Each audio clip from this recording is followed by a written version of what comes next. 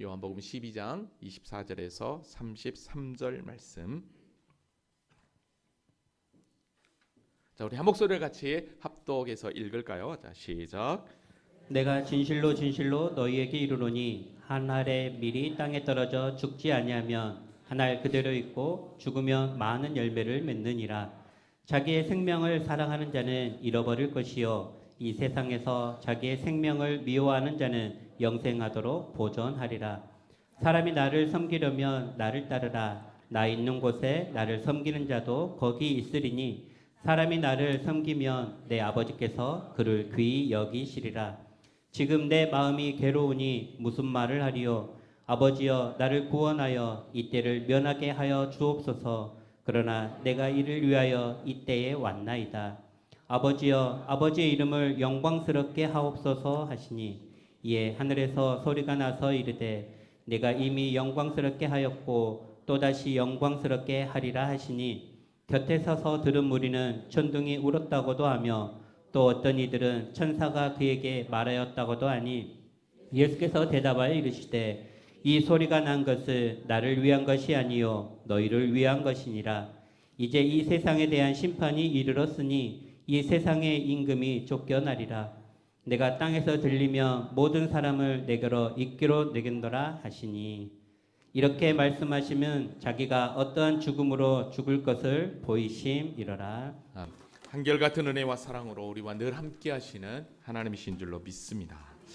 2주 전부터 이스라엘 가자지구 하마스에서 또 이스라엘을 무차별 공격하여서 계속되어 충돌이 일어나고 있습니다. TV를 통해서 무차별적으로 임영을 사살하는 현장, 그다음에 무조건 로켓포를 쏘아 올리는 그 현장을 볼 때 마치 지금이 21세기를 살아가고 있는 최첨단 시대에 마치 19세기 전쟁의 시대를 연상케 하는 모습이었던 것을 보게 됩니다. 서로 충돌이 일어나는 거 분명한 이유가 있겠죠. 그러나 분명한 것은 어떤 이유가 됐든 간에 생명을 함부로 한다는 것 자체는 없어져야 된다고 생각을 합니다. 아무쪼록 속히 이 하마스와 이스라엘 간의 내전이 안정이 되도록 여러분들 함께 기도해 주었으면 고맙겠습니다. 칼은 분명히 칼로 망한다고 그랬습니다. 그러기에 인류가 정말 평화적으로 하나 될 수 있는 길이 뭘까라고 해보면 하나밖에 없습니다. 그거는 예수 그리스도의 십자가의 복음만이 하나 될 수 있는 하나님 나라가 될 때 진정한 하나님의 은혜, 하나님의 영광이 이 땅 가운데 임하게 될 때 진정한 평화가 찾아오게 될 줄로 믿습니다. 아멘이죠. 왜냐하면 주님의 십자가 사랑만이 우리 모두를 덮을 수 있기 때문이죠. 자, 우리는 지금 계속해서 요한복음을 공부하고 있습니다. 특별히 지난 시간부터 고난주간의 일주일간의 그 행적의 시작인 종료주일에 관련된 말씀을 가지고 함께 은혜를 나눠 보았습니다. 잠깐 지난주 말씀을 정리하고 오늘 본문으로 같이 한번 연결해 보도록 하겠습니다. 6월절 명절을 지키기 위해서 수많은 유대 디아스포라들이 예루살렘으로 몰려들었습니다.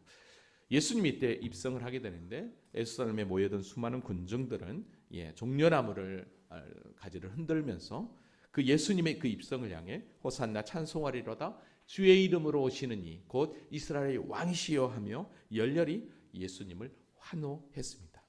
그런데 문제는 이들이 환호하는 주여 나를 구원하소서라고 하는 그 호산나는 예수님이 이 땅에 오신 목적인 우리를 죄로부터 구원해 달라고 하는 호산나가 아니라 BC 165년 유대 독립을 가져왔던 마치 유다 마카비처럼 정치적 메시아를 원하는 호산나의 외침이었던 것을 우리가 확인할 수 있었습니다. 이를 통해서 이들과 예수님과의 생각은 완전히 동상이몽이었던 거죠. 그래서 우리 주님은 이미 이들이 이런 생각을 가지고 나를 영접한다는 걸 아셨죠. 그래서 이미 우리 주님께서는 어떤 작정을 하셨습니까? 스가랴서 9장 9절 이하의 말씀대로 나귀를 타고 우리 주님께서 친히 나는 그렇게 정치적 메시아로 온 구원자가 아니라 너희를 죄와 사망에서 구원하러 온 메시아인 것을 친히 나귀를 타시면서 입증하셨죠. 그래서 우리가 스가랴서 9장 9절에 분명히 말씀했습니다. 내 왕이 내게 임하시나니 그는 공의로우시며 구원을 베푸시며 겸손하셔서 나귀를 타시나니 낙이 작은 것 곧 새끼 낙이니라라고 분명하게 이야기를 하고 있는 것을 보았습니다. 그러니까 우리 주님께서 나귀를 타고 입성하셨다는 것 자체는 친히 죄에서 구원하기 위한 겸손하셔서 하늘 보좌를 버리시고 이 땅에 오신 당신이 어떤 구원을 이루을 것인가를 나타내는 그런 세레모니였던 것을 보게 됩니다. 그래서 요한복음을 기록한 사도 요한이 이것을 깨닫지 못하는 그런 제자들을 향해서 나중에 전지적 작가 시점으로 기록했을 때 이렇게 이 사건을 기록했던 것을 봅니다. 제자들은 처음에 이 일을 깨닫지 못하였다가 예수께서 영광을 얻으신 후에야 이것이 예수에 대하여 기록된 것임과 사람들이 예수께 이같이 한 것임이 생각났더라라고 분명히 밝히고 있는 것을 보게 됩니다. 그러니까 예수님이 십자가에 달려 죽으시고 그리고 부활 승천하신 이후, 그 다음에 성령께서 역사하시고 난 이후에 그때서야 이런 거였구나. 예수님이 공생의 사회 가운데 행하셨던 일들이 다 이런 거였구나. 이거였구나. 그때서야 깨닫게 되었다는 것을 알게 됩니다.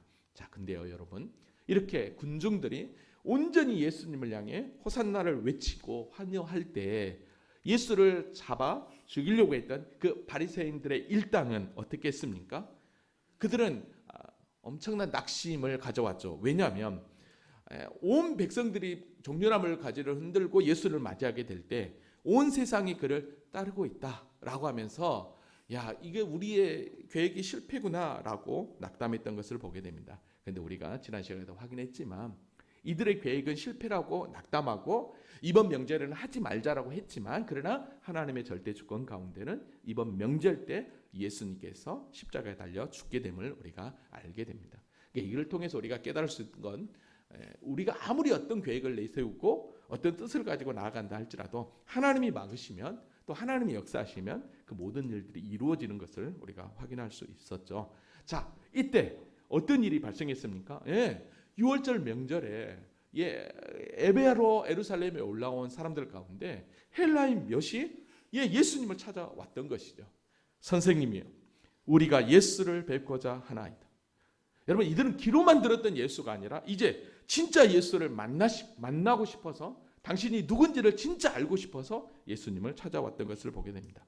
여러분, 우리는 이 일을 통해서 이제는 복음이 유대인뿐만 아니라 이방에게 점점 흘러가게 될 것을 미리 예측할 수 있었습니다. 여러분, 그래서 우리 주님께서 이런 말씀을 하셨죠. 인자가 영광을 얻을 때가 왔도다. 이제 여기서 인자가 영광을 얻을 때가 왔다라고 하는 것은 곧 십자가의 때를 의미한다라고 그랬습니다. 자, 그러면서 이 땅에 당신이 오신 목적이 무엇인지 지금 헬라인들이 찾아와서 예수님, 당신이 누군지를 알고 싶습니다라고 했을 때 그러면 내가 나는 이렇게 왔다라고 하는 그 내용이 바로 이제 오늘 본문으로 이어지는 내용이라고 할 수 있겠습니다. 자, 지난 시간 말씀이 여기까지고요. 자, 오늘 본문으로 이제 들어가 보면 여러분, 헬라인들이 방문하여서 인자가 영광을 얻을 때가 왔다라고 하는 우리 주님의 그 고백은 다른 게 아니었습니다. 당신의 죽음을 영광으로 승화시키는 말씀이었던 것이죠. 그러니까 죽음과 영광을 함께 연결시켜서 이들에게 한 방에 예수님이 누군지, 내가 왜 이 땅 가운데 오셨는지를 가르쳐줘야 했던 것이죠. 그래서 씨라고 하는 하나의 미랄이라고 하는 비유를 들어서 딱 말씀을 그들에게 증거했던 게 바로 오늘 본문 24절부터의 시작이라고 할 수 있겠습니다. 자, 그러면 오늘 본문을 통해서 예수님은 어떻게 이들에게 당신이 어떤 목적 가운데 어떻게 이 땅 가운데 오셨고 또 그를 따르는 제자의 삶은 어떤 삶인지를 어떻게 얘기하는지 오늘 본문을 통해서 한번 들어가 보도록 하겠습니다. 자, 그러면 24절 이제 한 절 한 절 함께 말씀을 공부해 보도록 합시다. 자, 24절입니다. 같이 읽어볼까요? 자, 시작. 한 알의 밀이 땅에 떨어져 죽지 아니하면 한 알 그대로 있고 죽으면 많은 열매를 맺느니라. 아멘. 농사를 지어본 사람이라면 누구나 알 수 있는 하나님의 자연 섭리죠. 근데 왜 우리 주님께서 많고 많은 이야기 가운데 처음 예수를 정말 만나보고 싶다고 하는 이 헬라인이 찾아왔을 때 왜 이 말씀을 하셨을까라는 거예요. 여러분, 한 알의 밀알이 땅에 떨어져 죽을 때 많은 열매가 맺죠. 마찬가지로 이제 예수님도 당신의 죽음을 통해서 더 많은 영혼들이 구원에 이르게 될 거라고 하는 것을 비유로 말씀하신 거였습니다. 그래서 여러분 23절에 인자가 영광을 얻을 때가 왔다라고 하는 것은 이제 십자가의 구속으로 말미암아 유대인뿐만 아니라 저 멀리 있는 이방인의 모든 무리들까지도 구원의 영광 안에 들어올 것을 아셨기 때문에 인자가 영광을 얻을 때가 왔다라고 표현을 했던 것을 보게 됩니다. 여러분, 그래서 우리가 조금 이따 보겠지만 이들과의 대화 가운데서 우리 주님께서 하늘에서 이런 음성이 들렸던 것을 보게 됩니다. 28절 하반절인데요. 내가 이미 영광스럽게 하였고 또 다시 영광스럽게 하리라 라고 이야기했던 것을 보게 됩니다. 여러분, 그런데요, 예수님께서 친히 이방인들까지도 구원에 이를 거라고 하는 말씀들을 자주 하셨어요. 특별히 우리가 요한복음 11장에서도 우리 주님께서 그 말씀을 하셨는데 이렇게 말씀하셨어요. 또 그 민족만 위할 뿐 아니라 흩어진 하나님의 자녀를 모아 하나가 되게 하기 위하여 죽으실 것을 미리 말함이러라 라고 이야기를 합니다. 그러니까 흩어져 있는, 즉 하나님의 자녀를 모두 모아서, 즉 흩어져 있는 이방의 그 열방에 있는 모든 하나님의 택함 받은 그 모든 이들까지도 어떻게 합니까? 다 모아서 구원에 이를 거라고 하는, 당신의 그 십자가의 죽음으로 그렇게 열매를 맺게 될 거라고 하는 것을 이미 요한복음 11장에서도 얘기했던 것을 보게 됩니다. 근데 여러분 잘 한번 봐보세요. 정말 예수님께서 십자가에 달려 죽었잖아요. 근데 어떻게 됩니까? 그러면 저 이방에 흩어져 있는 그러면 이방인들이 어떻게 구원에 이르게 되었나요? 그건 다른 게 아니었습니다. 성령의 임함과 함께 제자들이 복음을 진짜 가지고 성령 충만하여서 그 성령의 이끄신 대로 열방을 향해 흩어졌던 것을 보게 됩니다. 여러분, 그래서 겁쟁이했던, 도망자였던, 예수님을 모른다고 배반했던 베드로는 어떻게 복음을 전했습니까? 사도행전 2장 38절 39절에 보면 이렇게 얘기합니다. 베드로가 이르되 너희가 회개하여 각각 예수 그리스도의 이름으로 세례를 받고 제사함을 받으라.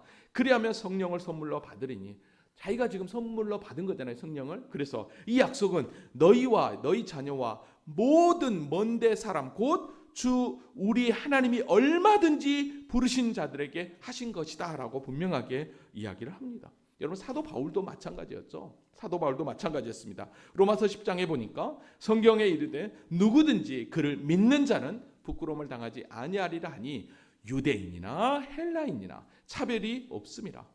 한 분이신 주께서 모든 사람의 주가 되사 그를 부르는 모든 사람에게 부여하시도다. 누구든지 주의 이름을 부른 자는 구원을 받을 것이다 라고 분명하게 이야기했던 것을 보게 됩니다. 자, 그러니까 우리 주님께서 인자의 때가 왔다라고 하는 그 헬라인의 그 방문과 함께 당시의 죽음 이후에 온전히 구원이 열방까지 증거가 될 것인가를 확증하여서 이제 그 십자가를 향해 나아갔던 것을 보게 됩니다. 여러분, 그러면서요, 당신이 이렇게 십자가로 말미암아 한 알에 미리 썩어져 죽는 것처럼 많은 열매가 맺게 되는, 구원에 이르게 될 거라는 것을 간접적으로 비유로 설명하시면서, 그러면 정말 너희가 나를 믿는 자가 되었느냐? 그러면 어떤 삶을 살아야 될 것인지를 25절에 이렇게 이야기를 합니다. 자기 생명을 사랑하는 자는 잃어버릴 것이요, 이 세상에서 자기의 생명을 미워하는 자는 영생하도록 보전하리라 라고 이야기를 하게 됩니다. 그러니까 오늘 24절을 통해서 예수님이 왜 이 땅 가운데 오셨는지를 알았다고 한다면, 이제 너희가 제자의 삶, 예수를 따르는 믿음의 삶은 무엇인지를 여기서 이야기하고 있다라고 할 수 있어요. 자, 그러면 여기서 자기 생명을 사랑하는 자가 있고 자기 생명을 미워하는 자가 있습니다. 두 종류로 나눠지게 되죠. 자, 그러면 한번 정리해 봅시다. 자기 생명을 사랑하는 자는 누구를 이야기할까요? 어떤 사람을 이야기할까요? 그건 다른 게 아닙니다. 자기 생명을 사랑한다는 것은 하나님의 주권을 근본적으로 부정하는 사람입니다. 뿐만 아니라 자기 자신을 최고의 최상의 자리에 올려놓는 사람이 바로 자기를 사랑하는 자입니다. 한마디로 얘기하면 자기를 최고의 가치로 생각하는, 자기중심적 가치관을 가지고 살아가는 사람이 바로 자기 생명을 사랑하는 자라고 할 수 있습니다.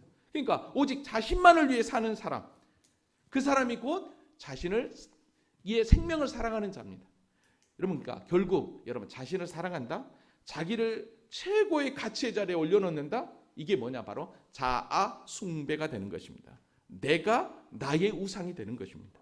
여러분, 내가 나를 가장 높은 자리에 올려놓는다. 이게 우상이에요. 이게 우상 숭배예요. 그래서 이걸 자아 숭배라고 이야기하는 것입니다. 이게 곧 죄로 연결되죠. 죄로 연결되니까 뭐라고 얘기합니까? 잃어버릴 것이요라고 이야기합니다. 자기 생명을 사랑하는 자는 잃어버린다라고 분명히 이야기하고 있습니다. 자, 근데요, 이와 반대로 자기 생명을 미워하는 자는 영원토록 보존한다라고 얘기합니다. 여기서 자기 생명을 미워한다라고 그랬어요. 여기서 미워한다라는 것은 미워하고 좋아하는 개념이 아니라 자기를 덜 사랑한다는 의미입니다. 자, 무슨 얘기입니까? 자기를 덜 사랑한다라는 것은 자기를 덜 사랑하니까 자기보다 더 높은 가치를 사랑한다는 게 있다라는 거예요. 그러니까 자기 생명을 미워하는 자라는 말은 나보다 더 높은 존재를 사랑한다라는 거예요. 나보다 더 높은 존재를 최고의 가치로 올려놓는다라는 거예요. 자, 그러면 뭘 의미하겠습니까? 다른 게 아닙니다. 내가 주인이 아니라 하나님을 나의 최고의 가치로 올려놓고 하나님 중심으로 살아가는 삶, 그게 바로 뭐냐면 자기 생명을 미워하는 자의 삶이라는 것입니다. 그걸 이걸 한마디로 표현하면 하나님 앞에 인간의 제일 되는 목적인 하나님을 기쁘시게 하며 하나님 앞에 영광 돌리는 삶이라고 할 수 있는 것이죠. 여러분, 이걸 보면 예수님의 지금의 삶도 한번 봐보십시오. 하나님을 기쁘시게 하나님의 영광 돌리는 삶을 위하여 하나님의 미랄이 되어 십자가로 나아갔던 것을 보게 됩니다. 그래서 자기를 사랑하지 않고 자기보다 더 가치 있는 하나님의 그 영광을 위해서 하나님의 뜻을 쫓아서 살았던 것을 보게 됩니다. 여러분, 그러니까 다시 25절을 정리하면 자기 생명을 사랑하는 자는 잃어버릴 것이요, 이 세상에서 자기 생명을 미워하는 자는 영생하도록 보존한다는 말은 한마디로 얘기하면 자아 부인의 삶, 십자가의 삶을 의미합니다. 그러니까 어떻게 합니까? 그 사람이 영생하도록 구원에 이른다라고 이야기하고 있는 것을 보게 됩니다. 여러분, 이 말씀은요 이미 제자들에게 우리 주님께서도 말씀하셨습니다. 마태복음 16장 24절에 보면 이에 예수께서 제자들에게 이르시되 누구든지 나를 따라오려거든 자기를 부인하고 자기 십자가를 지고 나를 따를 것이니라라고 얘기했습니다. 제자들에게는 이미 이 말씀을 이미 하셨어요. 그지만 헬라에서 온 그들을 향해서 정말로 너희가 나를 믿고 나를 따르는 자가 되었느냐? 그러면 자기 생명을 미워하는 자는 잃어버릴 것이요, 이 세상에서 자기 생명을 사랑하는 자는 잃어버릴 것이요, 미워하는 자는 영생을 얻게 될 거라고 그들에게 빗대어서 얘기했던 것을 보게 됩니다. 여러분, 자기를 부인하고 자기 십자가를 지고 따르는 삶, 이게 결코 쉬운 게 아니죠. 나를 다 포기해야 되는 거잖아요. 나를 다 내려놔야 되는 거잖아요. 근데 중요한 것은 그 삶에는 뭐가 약속되어 있다고요? 영생이 약속되어 있다라는 것입니다. 아멘입니까? 여러분, 그래서 저와 여러분의 삶이 십자가의 삶이라고 한다면 이건 곧 자기를 부인하는 삶입니다. 내가 최고의 가치에 올려놓은 삶이 아니라 하나님을 나의 최상의 가치로 올려놓고 그 하나님의 뜻을 쫓아서 하나님의 기쁨이 되는, 하나님의 영광되는 삶을 사는 인생이 진짜 하나님을 따르는, 예수를 믿는 제자의 삶이라는 것이죠. 아멘입니까? 여러분, 사실요 제자들이나 주님의 복음을 전했던 사도들도 마찬가지였습니다.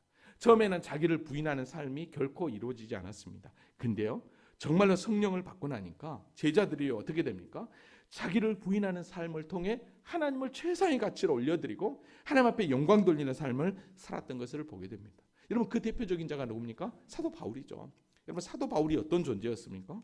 빌립보서에 보니까 나는 8일 만에 할례를 받고 이스라엘 족속이요 베냐민 지파요 히브리인 중에 히브리인이요 율법으로는 바리새인이요 열심으로는 교회를 박해하고 율법의 의로는 흠이 없는 자였습니다. 그 정도로 완벽한 그런 율법주의자였습니다. 근데 그러나 무엇이든지 내게 유익하던 것을, 자, 그 앞에 있는 모든 것들이죠. 모든 것들을 내가 그리스도를 위하여 다해로 여겼다는 거예요. 왜요? 이게 자기를 부인하는 거거든요. 나를 최상의 가치에 올려놓은 게 아니라 하나님을 최상의 가치로, 우리 주님을 최상의 가치로 올려놨기 때문인 거예요. 그래서 8절에 이렇게 얘기합니다. 또한 모든 것을 해로 여김은 내 주 그리스도 예수를 아는 지식이 가장 고상하기 때문이라고 분명하게 이야기를 합니다. 그러니까 자기 부인의 삶을 통해 최상의 가치로 하나님을 높여드리니까 그걸 통해서 어떻게 합니까? 진짜 하나님 앞에 영광 돌리는, 하나님이 기쁨이 되는 삶을 살게 되더라는 것입니다. 여러분, 구약에서는요, 특별히 저는 아브라함을 늘 기억합니다. 여러분, 아브라함의 삶을 보면, 솔직히 그의 삶을 보면 모든 인생이 자기 부인의 삶은 아니었죠. 사실 처음부터 주님께서 본토 친척 아비집을 떠나라 했을 때, 그 떠나는 삶은 그래도 자기를 부인하는 삶이었죠. 근데 정말 가나안 땅에 왔을 때 여러 가지 굴곡진 인생 가운데 자기를 더 사랑하게 될 때 어떡합니까? 더 큰 어려움이 왔습니다. 여러분, 사실 지금 중동과의 그런 전쟁, 그 부분에 있어서 여러분, 아브라함과 이스마엘과 이삭의 그 후손의 계속된 대립이잖아요. 이걸 보면 자기중심적으로 자기를 사랑했을 때에 찾아오는 결과가 어떤 것인지 우리는 너무너무 잘 압니다. 그러나 어떡합니까? 아들을 모리아산에 바칠 때 자기를 부인하고 하나님의 말씀을 최고의 가치로 올리고 그 말씀에 순종하며 나아가니까 어떻게 됩니까? 하나님을 기쁘시게 하는, 하나님 앞에 영광 돌리는 삶을 통해 믿음의 조상의 반열에 오르게 되는 것을 보게 됩니다. 여러분, 그러니까 우리 주님께서도 지금 자기를 온전히 내려놓는 삶을 통해 철저하게 하나님의 말씀에 순종하고 하나님의 뜻을 쫓는 삶을 살아가니까 어떻게 됩니까? 지금 그 십자가를 향해 나가고 있는 거죠. 그래서 자기를 만나러 왔던 그들을 향해서 다시 한 번 더 이렇게 고백을 합니다. 그게 이제 26절입니다. 사람이 나를 섬기려면 나를 따르라라고 해요. 나를 따르라는 것은 무엇입니까? 내가 가는 길을 같이 걸으라는 것입니다. 나 있는 곳에 나를 섬기는 자도 거기 있으리니 사람이 나를 섬기면 내 아버지께서 그를 귀히 여겨 주시겠다라고 이야기를 합니다. 사랑하는 성도 여러분, 주님을 믿는 자는 주님을 따르는 자고 주님을 섬기는 자인 줄로 믿습니다. 아멘입니까? 그래서 믿는 자는 곧 주님을 섬기는 건데 그 삶은 따르름으로 나타나게 되어 있는 것입니다. 그래서 내가 예수를 믿는다라고 자부한다면 여러분의 삶에는 주님을 섬기는 믿음, 그리고 주님을 따르는 그 순종의 삶이 분명하게 나타나야 되는 것입니다. 아멘입니까? 여러분, 이게 예수 믿는다고 하는 자들에게 나타나는 열매라고 할 수 있는 것이죠. 왜 이렇게 이 삶을 살아야 합니까? 그건 다른 게 아닙니다.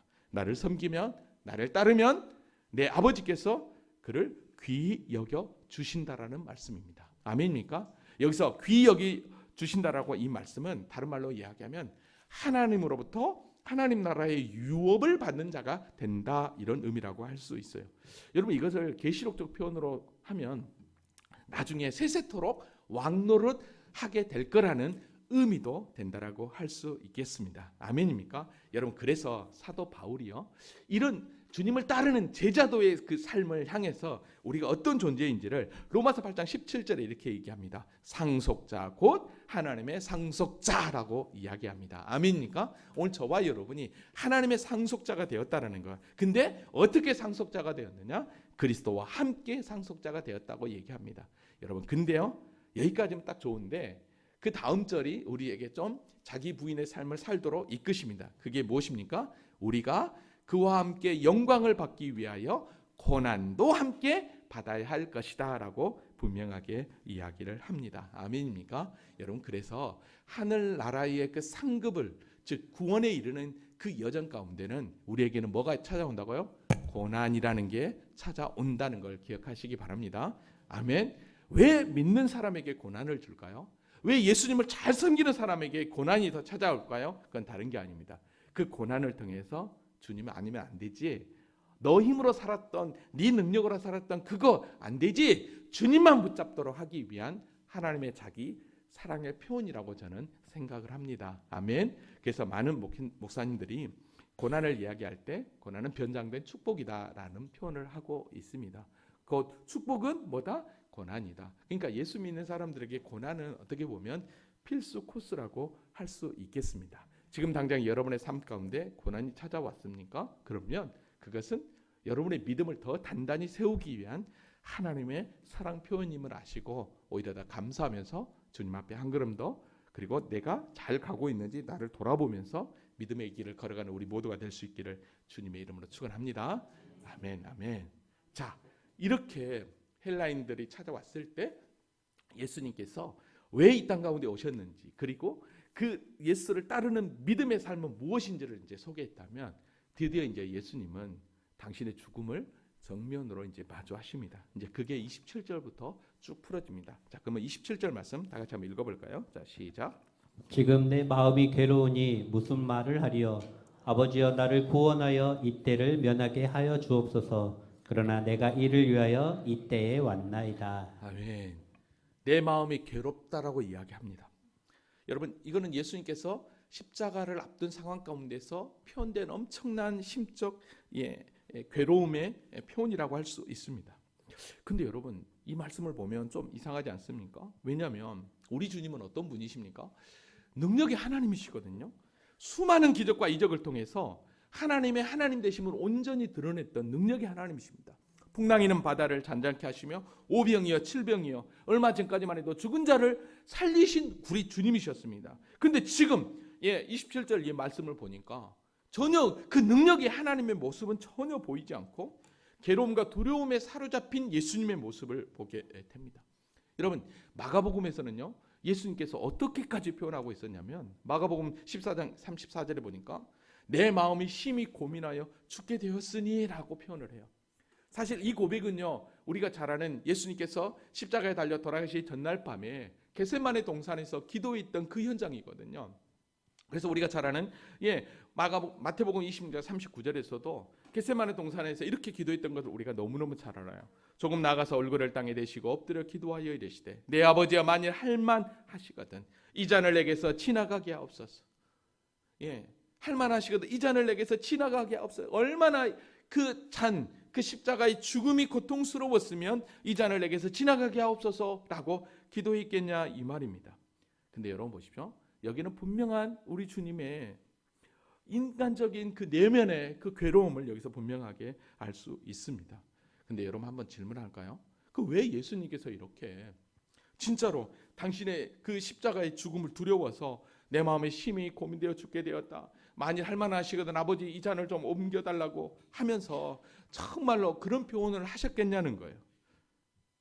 여러분 정말 죽음이 두려워서 십자가의 죽음이 무서워서 예수님이 이런 표현을 했을까요? 여러분 이건 아닙니다. 여러분 인간은 모든 사람이 죽음을 두려워합니다.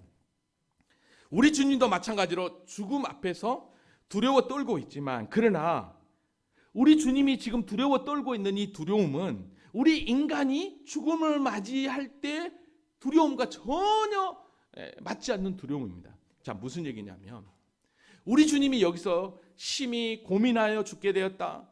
아버지 할만하시거든 이 잔, 이 십자가의 죽음을 좀 옮겨달라고 이렇게 기도한 건 다른 게 아니었습니다.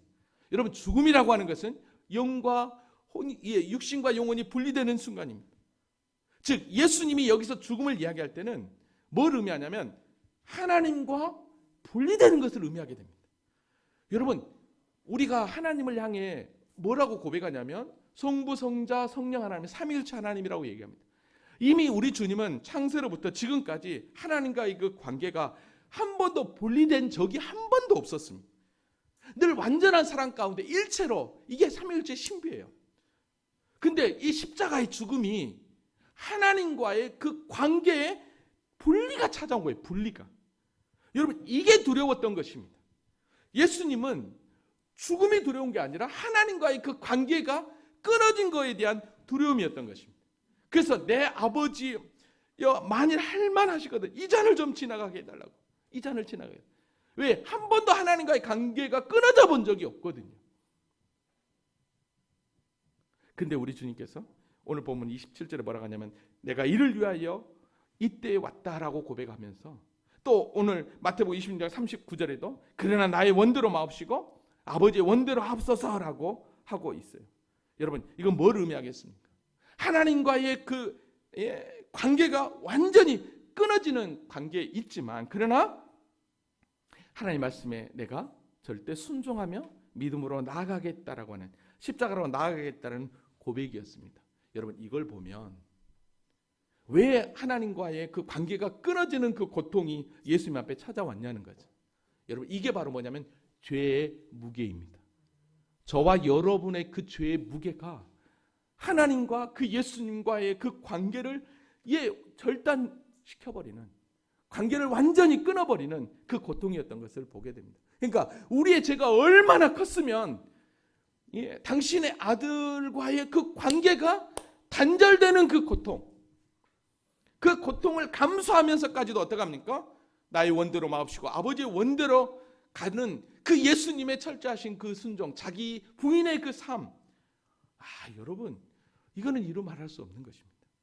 여러분, 그래서요, 사실 이 마가복음 14장 또 마태복음 26장의 이 내용은 우리가 너무너무 잘 아는 겟세마네 동산의 기도거든요. 근데 요한복음에는 이 겟세마네 동산의 기도가 빠져 있습니다.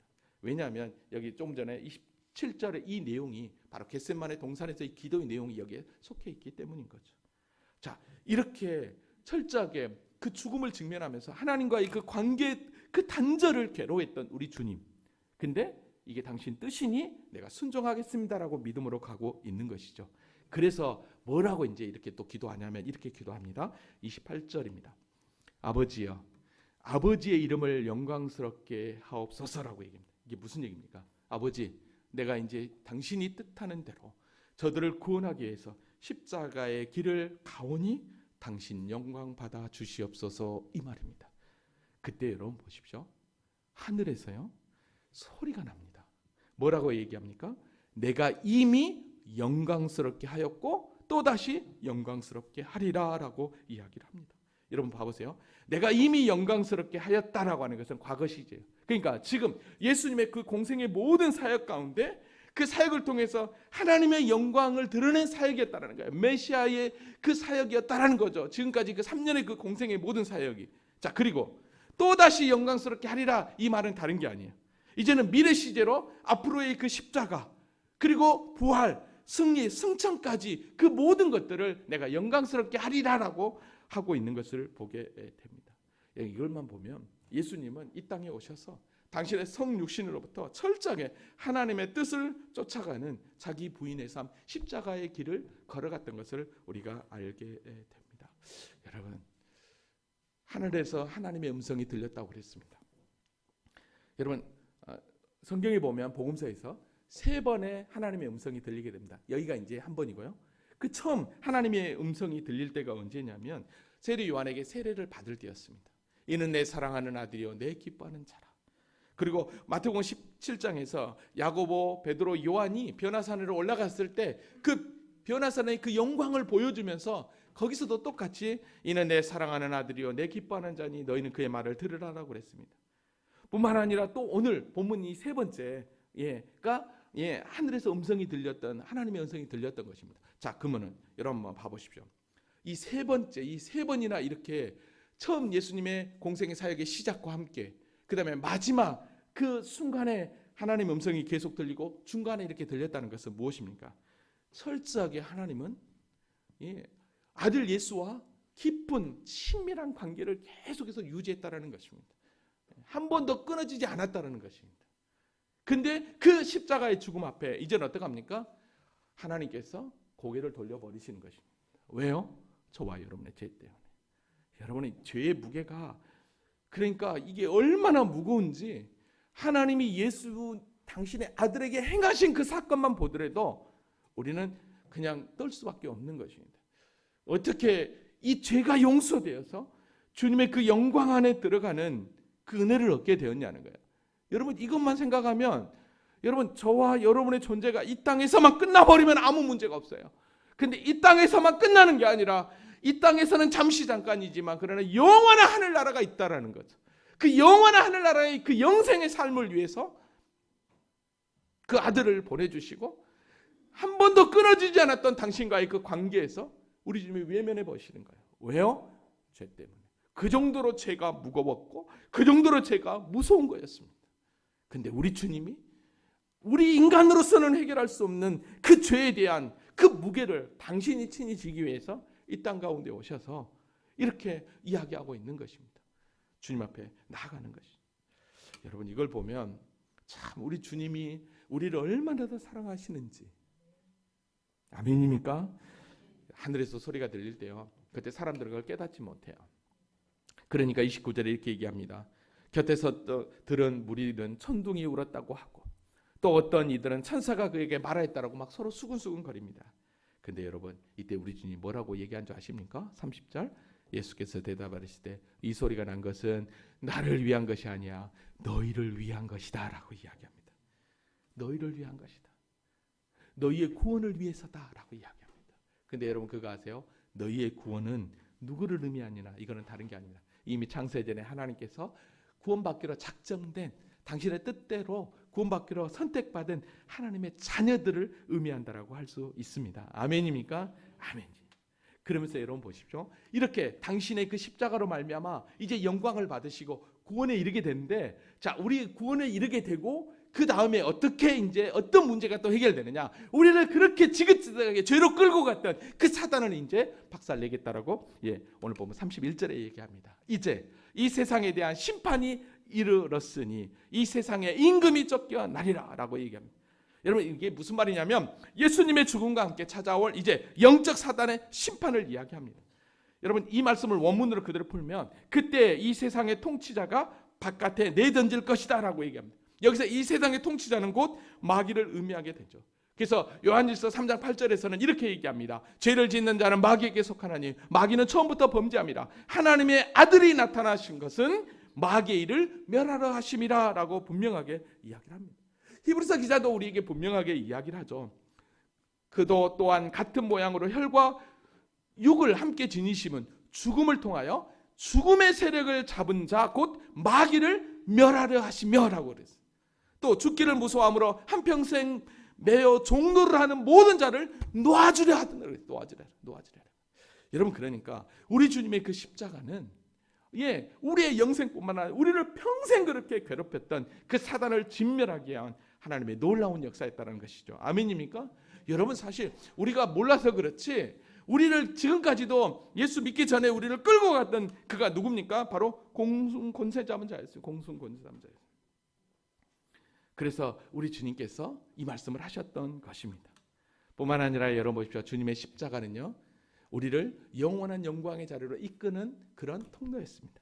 그래서 32절에 뭐라고 얘기합니까? 내가 땅에서 들리면 모든 사람을 내게로 이끌겠노라. 여기서 내가 땅에서 들리면, 이 들리면 무엇입니까? 십자가의 죽음 그리고 부활 승천까지를 의미한다라고 할 수 있습니다. 그래서 요한복음 3장의 니고데모의 대화 가운데서도 모세가 광야에서 배울 된 것 같이 인자도 들리하리라 십자가의 죽음을 이야기했던 것을 보게 됩니다. 여기서 모든 사람은 또 어떡하죠? 창세전에 구원받기로 작정된 저와 여러분이라는 사실이죠. 아멘입니까?